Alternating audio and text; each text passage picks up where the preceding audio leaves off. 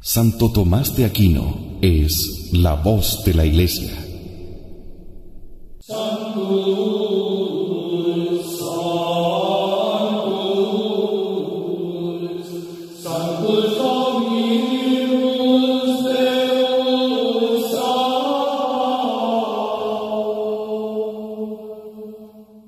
La Iglesia ha tenido en el Santo Doctor la fuente infalible de la verdad revelada. Su análisis certero, justo y piadoso de la doctrina de los Evangelios es una guía imprescindible si queremos ser católicos de verdad, más aún en estos tiempos de tanta confusión. Santo Tomás de Aquino es la voz de la Iglesia. Adentrémonos en su divina sabiduría.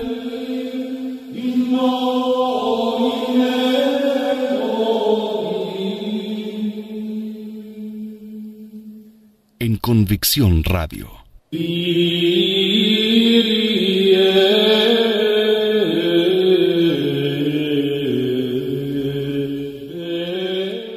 Por Cristo nuestro Señor y la Santísima Virgen María, estamos de la mano de Santo Tomás de Aquino, quien es la voz de la Iglesia, conociendo en profundidad el símbolo de los apóstoles, aquello en lo cual los católicos debemos creer.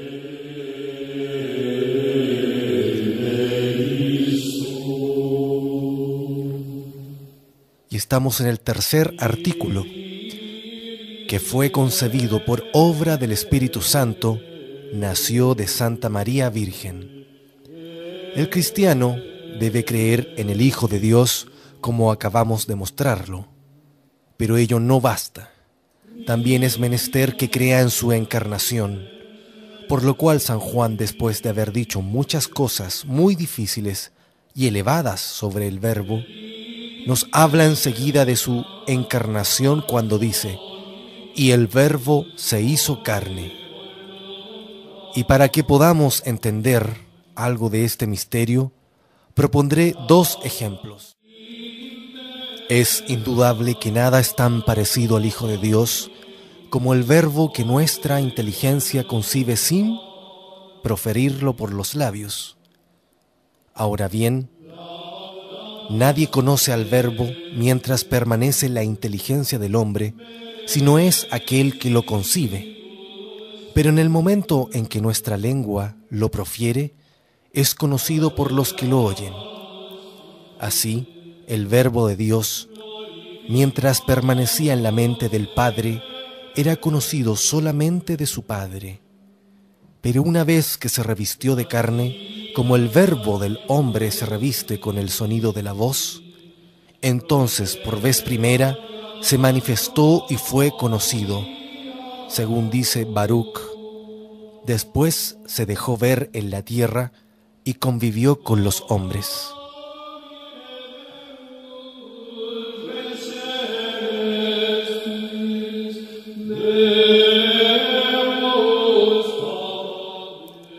He aquí el segundo ejemplo. Conocemos por el oído el Verbo proferido por la voz, y sin embargo no lo vemos ni tocamos, pero si lo escribimos sobre un papel, entonces podemos verlo y tocarlo. Así, el Verbo de Dios se hizo visible y tangible cuando fue como escrito en nuestra carne. Y así, como el papel en el que está escrito el Verbo del Rey se lo llama Verbo del Rey, así también el hombre al cual se unió el Verbo de Dios en una sola persona se llama Hijo de Dios. Recordemos las palabras del Señor a Isaías: «Toma un pergamino grande y escribe en él con pluma de hombre». Por eso, los santos apóstoles pusieron en el credo que fue concebido por obra del Espíritu Santo, nació de Santa María Virgen.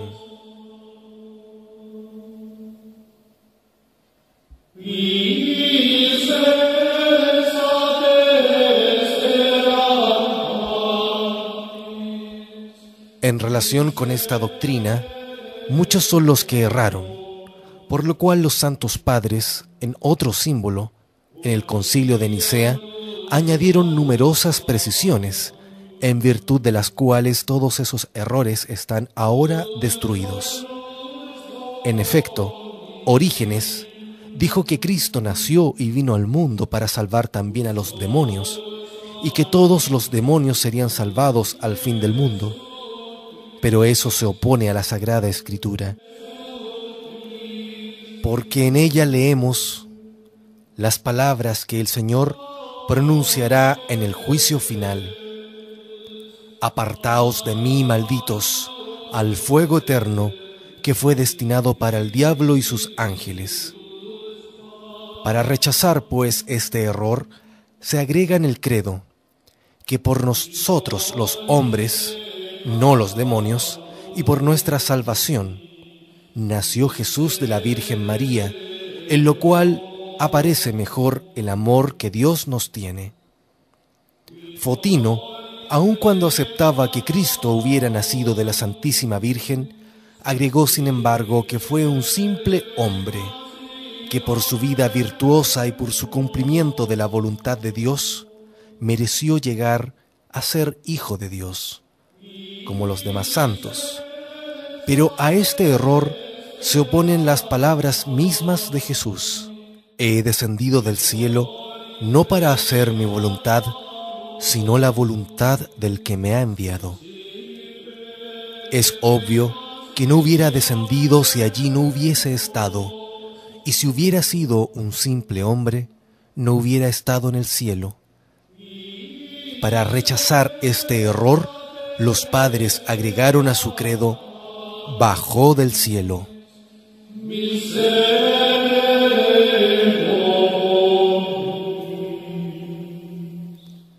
Manes, por su parte, dijo que ciertamente el Hijo de Dios existió siempre y que bajó del cielo, pero que su carne no es una carne verdadera, sino aparente, lo cual es falso.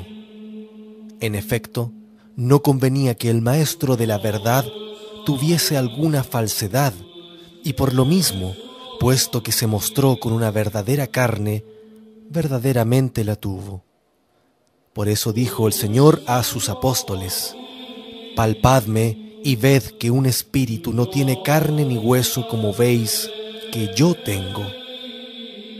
Para suprimir, pues, el error maniqueo, los padres agregaron en su símbolo: y se encarnó. Ebión, que fue de origen judío, dijo que Cristo nació de la Santísima Virgen, pero que ésta lo concibió por su unión con un hombre y gracias a un semen viril. Falsa afirmación también esta, porque el ángel dijo a San José: lo que se ha engendrado en María viene del Espíritu Santo. Para descartar este error, los santos padres agregaron que Jesús fue concebido por obra del Espíritu Santo.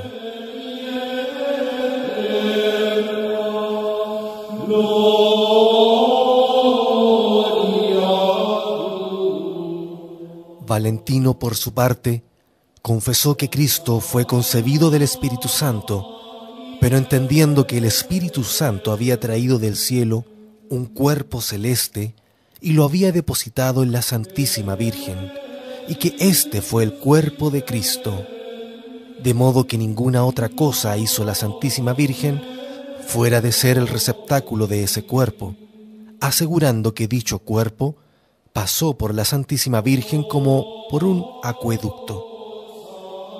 Pero esto es falso, porque el ángel le dijo a ella: el santo que nacerá de ti será llamado Hijo de Dios. Y el apóstol dice: cuando llegó la plenitud de los tiempos, envió Dios a su Hijo, formado de una mujer. Y por eso agregaron en el credo: nació de Santa María Virgen.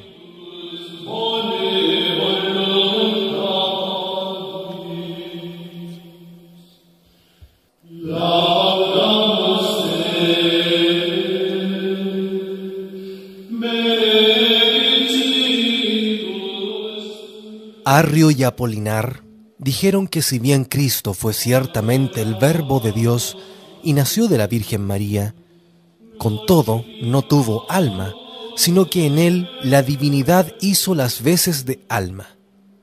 Pero esto es contra la Escritura, porque Cristo dijo: ahora mi alma se ha conturbado, y también triste está mi alma hasta la muerte.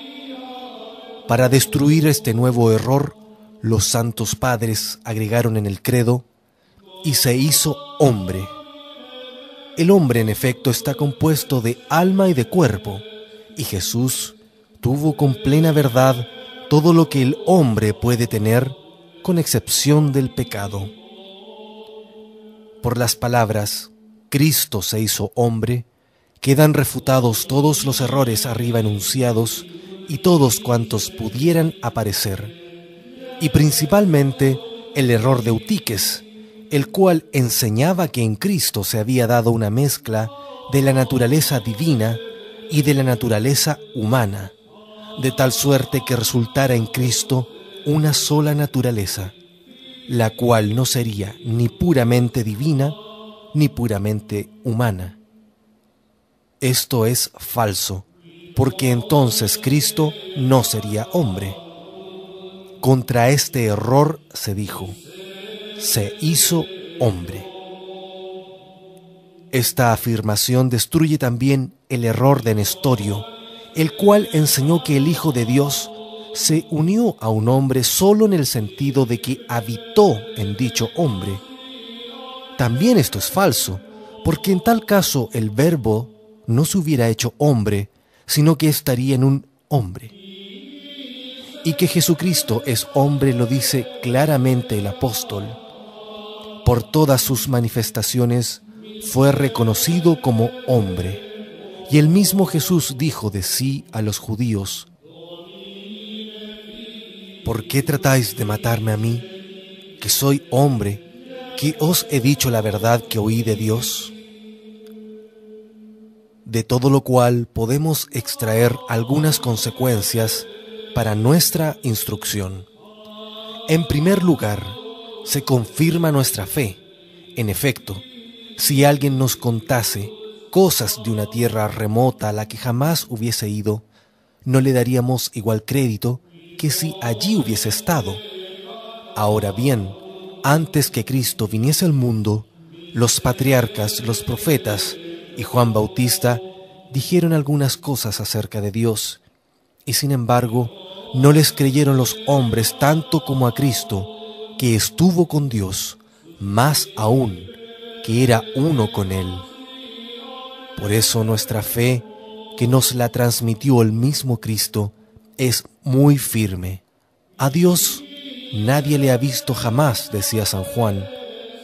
El Hijo único que está en el seno del Padre, Él mismo lo ha revelado.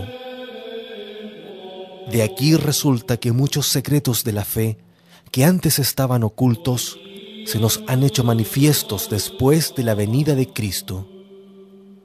En segundo lugar, se eleva nuestra esperanza, porque está fuera de duda que el Hijo de Dios, al asumir nuestra carne, no vino a nosotros por un asunto de poca importancia, sino para algo que nos reportaría gran utilidad. En efecto, realizó una especie de intercambio, a saber, tomó de nosotros un cuerpo con un alma y se dignó nacer de la Virgen, de modo que pudiese hacernos el don de su divinidad.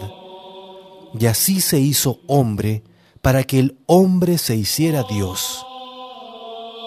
Decía San Pablo: por Cristo hemos obtenido, mediante la fe, el acceso a esta gracia, en la que permanecemos firmes y nos gloriamos, esperando la gloria de los hijos de Dios.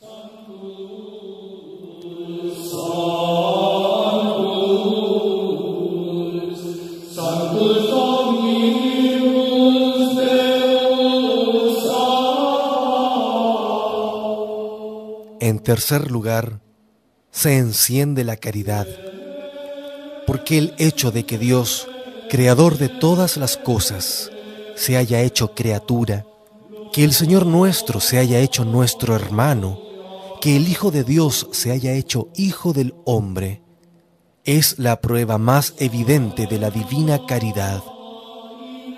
Tanto amó Dios al mundo, dice San Juan, que le dio a su Hijo unigénito. Considerando esta verdad, nuestro amor a Dios debe volver a encenderse e inflamarse. En cuarto lugar, nos sentimos inclinados a conservar pura nuestra alma. En efecto, nuestra naturaleza ha sido tan ennoblecida y exaltada por la unión con Dios, que ha sido elevada al consorcio con una persona divina. Por eso el ángel, después de la encarnación, no pudo sufrir que San Juan lo venerara postrándose delante de él, cosa que anteriormente les había permitido incluso a los más grandes de los patriarcas. También el hombre, recordando la exaltación de su naturaleza y meditando sobre ella, debe cuidar de no mancharse ni de manchar su naturaleza con el pecado. Así lo enseña San Pedro. Por Cristo nos ha dado Dios las grandes y preciosas gracias que había prometido, para que por ellas nos hagamos consortes de la divina naturaleza, huyendo de la corrupción, de la concupiscencia que hay en el mundo. En quinto lugar, se inflama nuestro deseo de llegar a Cristo. En efecto, si alguien tuviese por hermano a un rey y estuviese alejado de él, ¿acaso no desearía llegarse hasta él y con él estar y permanecer? Además, siendo Cristo nuestro hermano, debemos desear estar con él y unirnos a él. Cristo dijo a sus discípulos: donde estuviese el cuerpo, allí se juntarán las águilas. Por eso el apóstol deseaba morir y estar con Cristo. Nosotros también, si meditamos el misterio de la encarnación, sentiremos crecer en nuestro corazón el deseo de partir para estar con el Señor.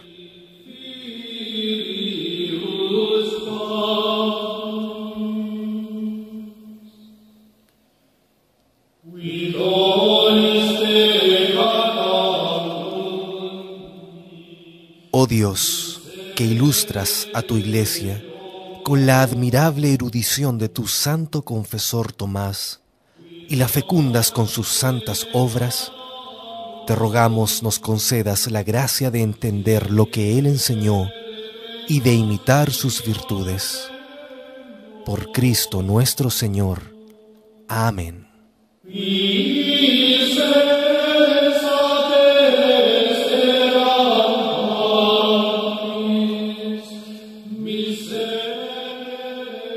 Nos encontramos en el próximo capítulo con el artículo 4.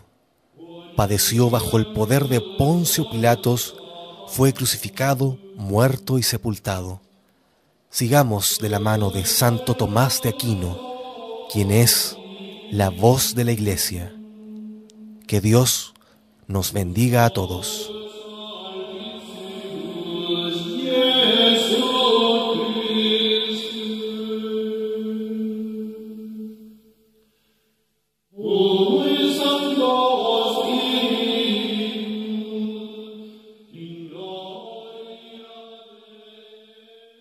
Santo Tomás de Aquino es la voz de la Iglesia.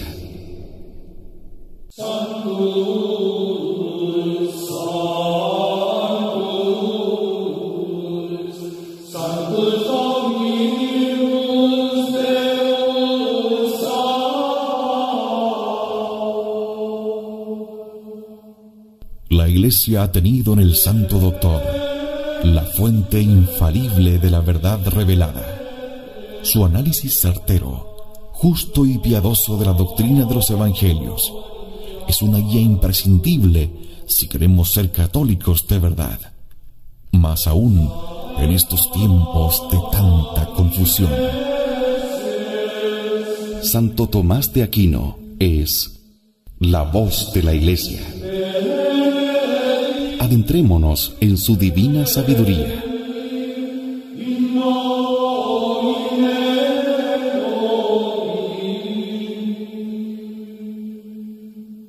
En Convicción Radio. De su Padre. Pero una vez que se revistió de carne, como el verbo del hombre se reviste con el sonido de la voz, entonces por vez primera se manifestó y fue conocido, según dice Baruch. Después se dejó ver en la tierra y convivió con los hombres.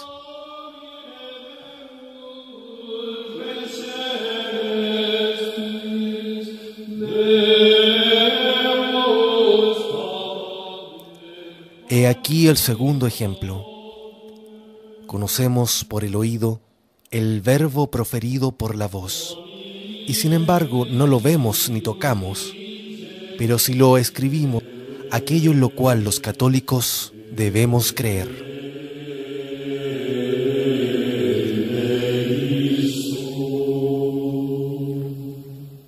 Y estamos en el tercer artículo, que fue concebido por obra del Espíritu Santo, nació de Santa María Virgen. El cristiano debe creer en el Hijo de Dios como acabamos de mostrarlo, pero ello no basta. También es menester que crea en su encarnación, por lo cual San Juan, después de haber dicho muchas cosas muy difíciles y elevadas sobre el Verbo, nos habla enseguida de su encarnación cuando dice: y el Verbo. Santo Tomás de Aquino es la voz de la Iglesia.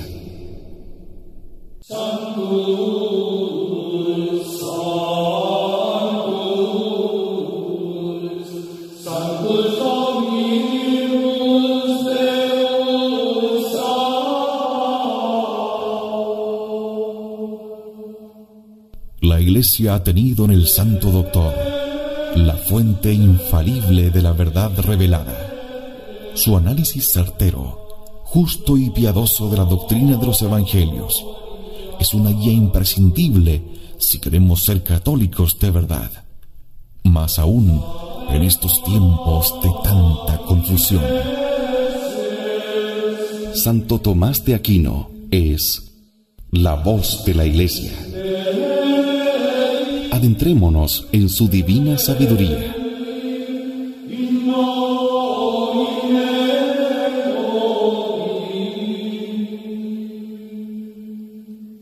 En Convicción Radio.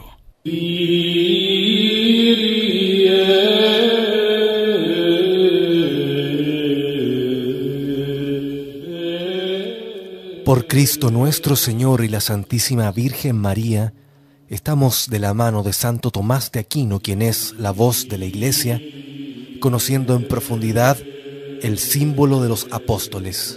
Se hizo carne. Y para que podamos entender algo de este misterio, propondré dos ejemplos. Es indudable que nada es tan parecido al Hijo de Dios como el verbo que nuestra inteligencia concibe sin proferirlo por los labios.